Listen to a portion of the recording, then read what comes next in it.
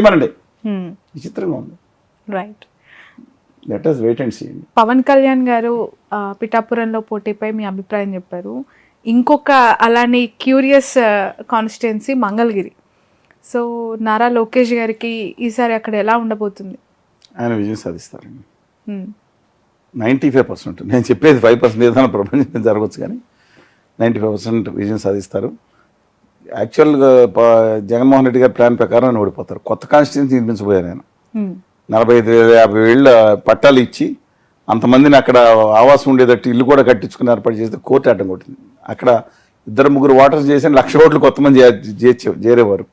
వాళ్ళు despite all this RK గారు వెళ్ళటం, వెనక్కి రావటం, అలాగే గంజి చిరంజీవి గారు, ఆ తర్వాత మన మరుగుడు హనుమంతరావు గారు, తర్వాత కాండ్రు కమలమ్మ గారు, ఇవాళ 4వ క్యాండిడేట్ ఆర్కే గారు 5వ మనిషి. అంటే మన లోకేష్ గారి మీద ఇప్పుడు 5గురు దాని మీద పెట్టించారు. క్లాస్ వార్ నడుస్తూ ఉంది అక్కడ. ఇప్పుడు బలహీన వర్గాలు ఇష్యూ నడుస్తూ ఉంది. డిస్పైట్ ఆల్ దీస్ థింగ్స్ నేను అక్కడ వైకాపాలో అక్కడ పనిచేసే కొంత మిత్రులు కానీ మిగతా వాళ్ళని చూసినా లోకేష్ గారు 20,000 పైగా మెజార్టీకి నెగ్గే పరిస్థితి నుంచి ఈ గత 2 నెల రోజుల నుంచి వైకాపా ముందుకెళ్తుంది. సర్వేలో మనం మాట్లాడదామండి. ఇది ఇంపాక్ట్ దాని కాన్స్టిట్యున్సీ మీద పడుతుంది. అందువల్ల ఆ దాంట్లో సునాయాసనంగా నెగ్గే సీట్ నుంచి వాళ్ళు లోకేష్ గారు 5-10,000 మెజార్టీతో నెగ్గే పరిస్థితులు పాజిటివ్గా ఉన్నారని నా అభిప్రాయం. ఓకే. డైనమిక్గా ఉంటాయి. ఇవాళ సిచ్యుయేషన్ అది. It may change tomorrow. Okay. So ఈ పొత్తు వల్ల ఈ TDP, Janasena, BJP, TDP Janasena work out అవుతుంది. ఉత్తర భారతీయ జనతా పార్టీ అడిషన్కి వచ్చింది. ఈ పొత్తు వల్ల ముస్లిం, క్రిస్టియన్స్, మైనారిటీ ఓట్ షేర్ దూరమయ్యే అవకాశం ఉంది అంటున్నారు. ఎప్పుడు కూడా రండి, ముస్లిం ఓట్ షేర్లో అత్యధికం జగన్మోహన్ రెడ్డి గారి వైపు ఉంది, కాంగ్రెస్ వైపు ఉంది. మొన్న మాత్రం 2019లో కొంత 25-30% వరకు అబౌవ్ చంద్రబాబు నాయుడు గారు మోడీ గారితో ఢీకొంటున్నారని చెప్పి వచ్చిన మాట వాస్తవం. అందువల్ల మెజార్టీ ఆ 25-30%, 90% వెళ్ళిపోవచ్చు. క్రిస్టియన్ ఓటింగ్లో కూడా వాళ్ళ ఆంధ్రప్రదేశ్లో క్రిస్టియన్ ఓటింగ్ 20% ఉంటుంది. మీరు ఎందుకు కరెక్టే. 25% అఫీషియల్ ఈస్ అబౌట్ 1.5%. దాదాపుగా నేను చెప్పింది ఉంటే దాంట్లో మణిపూర్ ఘటన తర్వాత చాలా వచ్చిందండి. ఇవాళ దానివల్ల ఇవాళ అంటే వాళ్ళకు కూడా ఏంటి, జగన్మోహన్ రెడ్డి గారు ప్రత్యక్షంగా కాకుండా పరోక్షంగా ఉన్నారు కదా, ఈయన ప్రత్యక్షంగా ఉన్నారు అనే 20-30% డైలమాలో ఓటర్స్ ఇవాళ ఉన్నారు. అందువల్ల డెఫినెట్గా అది మైనస్ అయింది. అపార్ట్ ఫ్రమ్ దట్ ఆంధ్రప్రదేశ్ మోసం చేసిన బీజేపీతో కలిశారు. బీజేపీ ఓట్ 0.5% ఉంటుందండి. అది వస్తుంది తెలుగుదేశానికి. పోయే ఓట్లు 5-6% పోతాయి. ఓకే. బట్ అది కూటమికి నష్టమే కదా? డెఫినెట్గా నష్టమేనండి. కానీ జగన్మోహన్ రెడ్డి గారి పాలన మీద అత్యంత భయంకర వ్యతిరేకత ఉంది.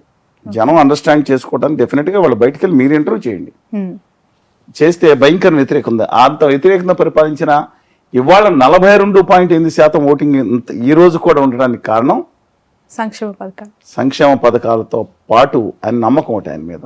ఇది కొనసాగిస్తారు నమ్మకంతో పాటు ఇవాళ ఈ మిగతా మైనారిటీ ఓట్స్ కానీ మిగతా ఓట్లు కానీ ఆయన మీద సాలిడ్గా ఆయన వెనక్కి వాళ్ళకి రావటం. ఓకే. సో ఇంత వ్యతిరేకత ఉన్నా అతనికి 42% పైగా ఓట్ షేర్ నమోదవుతుంది. ఇన్స్పైట్ ఆఫ్ ఆల్ ఈరోజు ఆత్మసాక్షి సర్వే కూడా దాదాపు 45% పైగా ఓట్ షేర్ని ఇవ్వడం జరిగింది. అఫ్కోర్స్ 48.5% ఓట్ షేర్ వన్ సైడెడ్గా వైసీపీకి ఉంది అని చెప్తూ ఉన్నారు. సో కొత్త ఎమ్మెల్యేల మార్పు అంశం ఎంతవరకు ఎఫెక్ట్ ఉండొచ్చు అనుకుంటా? 10 స్థానాల్లో 7 స్థానాల్లో అది జగన్మోహన్ రెడ్డి గారు లాభం చేస్తుంది. అంటే ఇప్పుడు మన ఉదాహరణకి 2 కాన్స్టిట్యూషన్ గుంటూరు జిల్లాలు తీసుకుంటే మనోహర్ నాయుడు గారిని కాబట్టి మనోహర్ నాయుడు గారిని తీసుకుని గుంటూరు నుంచి అక్కడ పంపించారు చిలకలూరుపేటకి. చిలకలూరుపేట నుంచి స్టార్ క్యాంపెయినర్ కింద మారిన విడుదల రజనీ గారు వారినేమో గుంటూరు 2కి. వాళ్ళ గుంటూరు కాన్స్టిట్యున్సీ రాష్ట్ర వ్యాప్తంగా, ఎందుకంటే అక్కడ రాష్ట్ర రాజధాని పక్కనే ఉంది కాబట్టి అది ఆసక్తికరమైన కాన్స్టిట్యున్సీ కాబట్టి చెప్తాను. నెంబర్ ఆఫ్ కాన్స్టిట్యున్సీ మనం చెప్పుకోవచ్చు. పొద్దుటూరులో ఏం జరుగుతుందనో, అనంతపురంలో వాళ్ళ డైలమాలో ప్రభాకర్ గారికి వస్తుందా, లేకపోతే అశోక్ గారి బెదరు సన్నం వారికి సీటు వస్తుందా, అక్కడ సిచ్యువేషన్ తర్వాత మాట్లాడుకుందాం. గుంటూరు 1లో ఎప్పుడు కూడా అక్కడున్న ముస్తఫా గారి మీద వ్యతిరేకత ఉంది. వాళ్ళ అమ్మాయి గారి సీటు ఇవ్వడం జరిగింది. నజీర్ గారు ఇప్పుడు పోటీ చేశారు. వాజిద్ గారు ఆయన కాంగ్రెస్ పార్టీ నుంచి పోటీ చేసిన వేరే సంగతి. ఆ నజీర్ గారి విషయంలో ఆ నెగ్గే సీటు వాళ్ళు టఫ్ అయింది. ఏది వైఎస్ఆర్ కాంగ్రెస్ పార్టీ సునాయాసంగా నెగ్గాల్సిన సీటు ఇప్పుడు ఎడ్జి వాళ్ళకే ఉంటుంది వైకాపాకి. కానీ ఇక్కడ తెలుగుదేశం పార్టీలో నాని గారు ఇంకోళ్ళకి ఇచ్చిన సీటు ఇస్తే కనుక సునాయాసంగా నెగ్గాల్సిన గుంటూరు 2 సీటు, గుంటూరు వల్ల మైనార్టీస్ ఎక్కువ మంది ఉంటారు. గుంటూరు 2 సీట్ వరకు ఒక పరిగణలో తీసుకుంటే ఇది కొంచెం చుట్టుపక్కల కానీ మిగతా ఆసక్తికర కాన్స్టిట్యున్సీ కాబట్టి ఇవాళ విడుదల రజనీ గారు బీసీ అంటే వాడి పుట్టి పెరిగిందంతా కూడా తెలంగాణ రాగుల సత్తయ్య ముదిరాజు గారిని నల్గొండ జిల్లాలో ఒక ప్రాంతం అండి. వారు మ్యారేజ్ చేసుకుంది చిలుకూరుపేటలో ఉన్న ఒక ఆయన సామాజిక వర్గం కాపులు. వీరు సామాజిక వర్గం ముదిరాజు లేకపోతే రజిక అన్నీ కలిపి ఉన్నాం. అక్కడ కూడా తెలుగుదేశం పార్టీ అదే కాంబినేషన్ ఉపయోగించి మాధవ్ గారు సీట్ ఇచ్చారు. ఇవాళ రజనీ గారు చూసుకెళ్ళిపోతున్నారు. అంటే 20,000 మెజార్టీ రావాల్సిన సీట్ ఏదైతే ఉందో గుంటూరు 2ని ఇవాళ అది టఫ్ సీట్గా మారింది. దో ఎడ్జ్ టువర్డ్స్ టీడీపీ. మిగతా చోట్ల చూసుకుంటే ఆయన చేసిన మార్పు అనేది చాలా చోట్ల పాజిటివ్, 3 చోట్ల మైనస్ వచ్చినాయి, 7 చోట్ల పాజిటివ్గా ఉన్నాయి. ఓకే, సో అది ఫెచింగ్ ఫర్ వైసీపీ అగైన్. డెఫినెట్గా. Okay, right. కాసేపటి క్రితమే ఆత్మసాక్షి సర్వే రిపోర్ట్ వాళ్ళు బయటికి ఇవ్వడం జరిగింది. అయితే వైసీపీకి 48.5%, అలయన్స్ టీడీపీ జనసేన బీజేపీకి సంబంధించి 46.5, దాదాపు ఒక 2.5% అండ్ ఇప్పుడు ఏం చెప్పమనేవాళ్ళు ఎవరికేస్తారు 2%. అది నేను గవర్నర్ మూర్తి గారి గురించి నేను వారి అభిప్రాయం వారి ప్రకారం వచ్చాడు. అడిగిన క్వశ్చన్స్, లీడ్ క్వశ్చన్స్ అన్ని దానికి కారణమే ఉంటాయి. వేరేది దాదాపు వేరే సర్వే ప్రకారం నేను గమనించినప్పుడు మార్పు వచ్చింది. డెఫినెట్గా నా అభిప్రాయం ప్రకారం 45.2% ఏదైతుందో ఓటింగ్ అది మార్చి 10 నాటికి కాంప్రహెన్సివ్ సర్వే. కానీ దాంతోపాటు నా మిత్రులు, నా సహచరులు ఇచ్చిన సమాచారం ప్లస్ ఇంకొక తెలియని సోర్స్ తర్వాత మీకు చెప్తాను. ఆ 3 సోర్సుల ప్రకారం కూడా పరిగణలో తీసుకుంటే 42.8 దగ్గర కన్ఫర్మ్ అయిపోతుంది, పెరగట్లేదు వైఎస్ఆర్ కాంగ్రెస్ పార్టీకి. 45.3% అంటే 2.5% డిఫరెన్స్ ఆధిక్యతతో తెలుగుదేశం పార్టీ, జనసేన, బీజేపీ అంటే నాకు నమ్మక ద్రోహం చేసిన పార్టీ అని ఉందండి. అప్పుడే కనుక పొత్తు వచ్చిన నేపథ్యంలో అది ఎవాల్యుయేట్ చేసుకోవడానికి 20th వరకు పడుతుంది అనుకోండి. అందువల్ల నాకు ఇష్టం ఉండకపోవచ్చు, అది వేరే ఉద్యమకాటి కింద. కానీ వాస్తవాలు చెప్పవలసినప్పుడు బీజేపీతో కలిసిన తర్వాత కూడా 45.3% ఓటింగ్ ఉన్నాయి. కానీ దీంట్లో వచ్చిన గణనీయమైన తేడా ఏంటంటే గత సర్వేస్కి ఈ సర్వేస్కి కాంప్రహెన్సివ్ డీటెయిల్డ్ అనాలిసిస్ చేసిన వాటికి తేడా ఏంటంటే 1.1% ఎవరైనా నోటాకు ఉంది, 1.4 చిల్లర. అన్డెసైడ్ ఓట్లు 6.9, 6.8కి వెళ్ళిపోయారండి.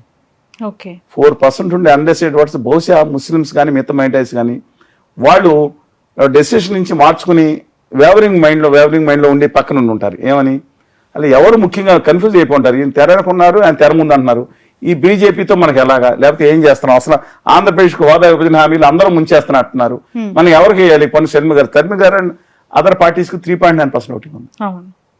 శర్మి గారికి, సిపిఎంకి, ఇతర ఇండిపెండెంట్స్కి 3.9% ఓటింగ్.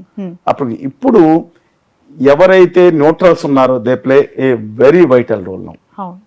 ఇది చాలా అంటే జనం కొన్నప్పుడు వారు 1 సైడ్ అయిపోయింది, తెలుగుదేశం 140 సీట్లు లేకపోతే 120 లేదని పరిస్థితి.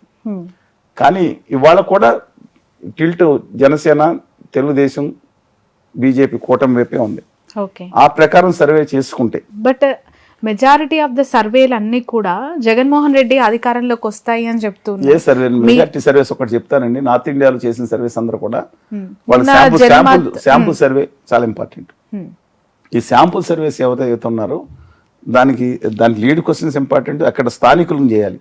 ఇప్పుడు ఆంధ్ర యూనివర్సిటీ విద్యార్థులు కూడా చేస్తూ ఉంటారు. ఓయూ విద్యార్థుల కంటే అటాచ్మెంట్స్ తక్కువ ఉంటాయి. ఇతర ప్రాంతాల తెలుగు వచ్చి ఉండాలి కదండి. అందుకని ఓయూని తర్వాత కేయూ కాకతీయ యూనివర్సిటీ విద్యార్థులను అక్కడ పంపించాల్సి ఉంటుంది కొన్ని చోట్లకి. అంటే కొన్ని కాషన్స్ తీసుకోవాల్సి ఉంటుంది. తర్వాత లీడ్ క్వశ్చన్స్ అనేది వాళ్ళు ఎంత తెలివిగా ఉన్నారంటే ఓటర్స్ అండి, వాళ్ళకి వెళ్ళి చెప్పమంటే చెప్పట్లేదు, వాళ్ళతో కూర్చోవాలా. ఎలా ఉన్నావు, భోజనం చేస్తున్నావా, ఏం చేస్తున్నావు, రాత్రి ఇలా ఉన్నావు, ఏమీ లేదా, బయటకు వచ్చాను, మాడు కూర సరిగ్గా పెట్టలేదని చెప్పాను. అప్పుడు వాడు మనకు ఆన్సర్ చెప్పే. దీనికి ఎంత టైం పడుతుంది? వాళ్ళు కరెక్ట్ ఎన్యూమినేటర్స్ హైలీ పెయిడ్. ఇప్పుడు వారు కూడా ఆ సంస్థ కూడా పెయిడ్ చేస్తుంది గట్టిగానే, ఐమ్ నాట్ డినైయింగ్ దట్. కానీ చాలా ఓపికతో కూర్చు చేయాల్సిన సర్వే ఇది, చిన్న విషయం కాదండి. ఈ టైం లోపల మళ్ళీ మారిపోతుంది, కొత్త పొత్తు వస్తుంది.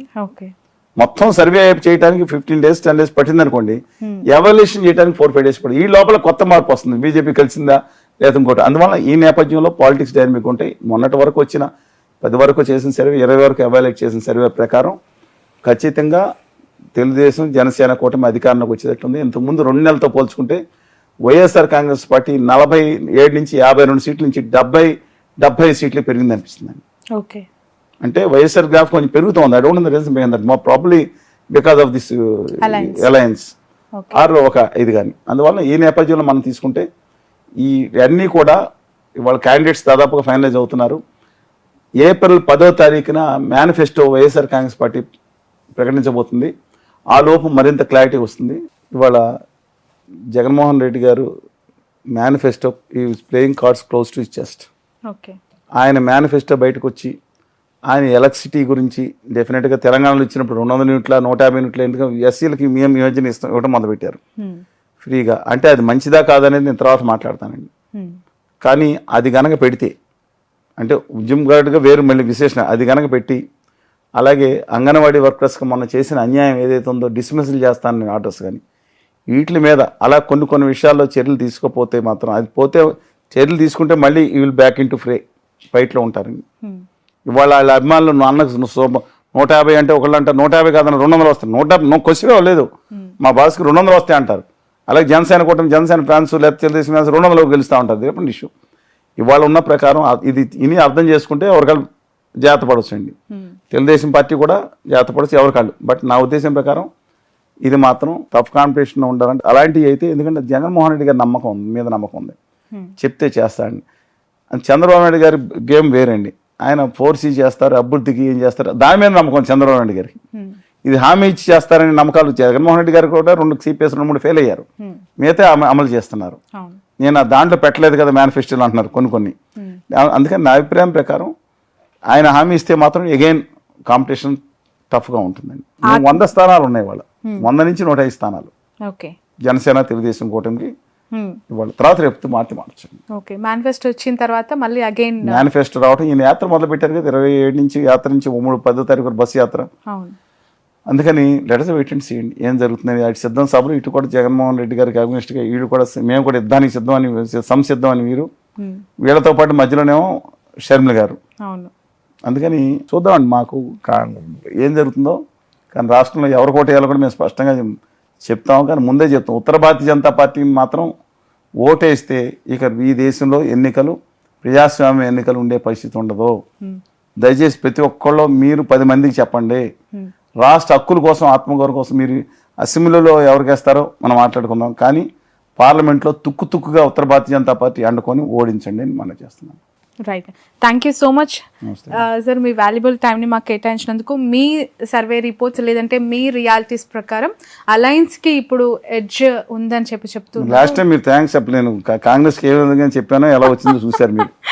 రైట్, ఓకే, చూద్దాం. ఎందుకంటే ఇంకెన్నో రోజులు లేదు, దాదాపు 50 రోజుల సమయం. మీరు మొదటిసారిగా అలయన్స్కి ఎడ్జ్ ఉందని చెప్తున్నారు, కానీ చాలా సర్వేలు బోటాబోటీగా వైసీపీకి అవకాశం ఉంది గవర్నమెంట్ ఫామ్కి అని చెప్పి 141 స్థానాల పైన వస్తాయని చెప్పాను లాస్ట్ టైం వైకాపాకి. దాంతో కొంతమంది మాటలే బంద్ చేశారు. మా మిత్రులు పెద్దలు నరసింహ గారు నాతో సంవత్సరాలు మాట్లాడే మెదడు తగువైంది. దివంగతులు అయినారు కదా, ఆయనతో పాటు టీడీపీ అధినేత పక్క నుండి ఆయన కూడా మాట్లాడితే మాకు తగువే. నేను ఎన్నికలు అయిపోయిందో చెప్పానండి, నాకేమన్నా ఉంటుందని చూసి చెప్పాను. లాస్ట్ టైం జగన్పాటి గాలిగోపాల్ గారు, సార్ ఆయన పేరు మర్చిపోయాను, విజయవాడ ఎంపీ కాదండి, ఇంతకుముందు జగన్పాటి కాదు, లగడపాటి రాజగోపాల్ గారు అనే వ్యక్తి నాలుగు కప్పుకున్న చాలా కాలమైంది రాజకీయాల్లో. వారేమో సర్వే చేసి ఓడిపోతాడు కేసీఆర్ గారు అన్నారు. నమ్మొద్దు ఇలాంటి సర్వేలని బహిరంగ ప్రకటించా, టీవీలో ప్రకటించా, ఫేస్బుక్లో పంపించాను 80 స్థానాల పైన నెగ్గుతాయని. లక్కీగా నేను చెప్పింది నిజమైంది. అంతమించి ఒక్కసారి మారుతూ ఉంటాయి. ఫస్ట్ సార్ ఇప్పుడు వాళ్ళు చెప్పాను కదండి, అల్టిమేట్గా ఎన్నికలు అయ్యేటప్పుడు ఫైనల్గా వస్తుంది. ముందు ఏమవుతుందంటే సిచ్యుయేషన్స్ బట్టి కొంచెం వెంటనే అర్ధరాత్రి మారిపోయే సిచ్యువేషన్స్ ఏమి ఉండవండి ప్రజల్లో. ఉన్నట్టుండి ఏదో భూగోళం దద్దరికినట్టు మారవండి. అందువల్ల స్లోగా 125, 130 స్థానాలు అనుకున్న తెలుగుదేశం జనసేన వామపక్ష కూటమి వాళ్ళు తెలుగుదేశం ఈ కూటమితో 100-105 స్థానాలకు వచ్చినాయి. 40 స్థానాలు అనుకున్న వైఎస్ఆర్ కాంగ్రెస్ పార్టీ 70-74 స్థానాలు పెరిగింది. మళ్ళీ అంగన్వాడీ వర్కర్స్ కానీ మిగతా అందరూ ఉద్యోగస్తులు ఎప్పుడైతే వాళ్ళు బయటకు వచ్చి నిలబడి వాళ్ళకి జరిగిన అన్యాయం అనుకుని బయటకు అన్నారో మళ్ళీ వైకాపా తగ్గొచ్చు. ఈయన మేనిఫెస్టో వచ్చిన తర్వాత మిగతా అందరూ మంచి హామీలు ఇస్తే మళ్ళీ పెరగచ్చు.